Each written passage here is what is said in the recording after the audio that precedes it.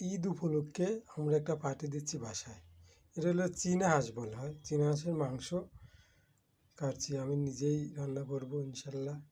আশা করি অনেক ভালো হবে, দেখা যাক কী হয়। মশলা এখানে পেঁয়াজ, জিরা, আদা, রসুন বাটা,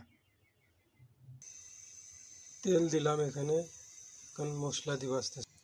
এখন সব যে হলুদ, মরিচ, ধনিয়ার গুঁড়া সব বাটা মশলা সহ এখানে এখন দিছি। এগুলো কষায় নিব, তারপর মাংস দিব। মশলার কালারটা এরকম হয়েছে, এই যে কষাচ্ছি। মাংসটা এখন দিছি, এই মাংসগুলো কষায় নিব। আসলে কালারটা তো সুন্দর হয়েছে, এখন খাওয়ার সময় দেখা যাবে কেমনটা মজা হয়। তাই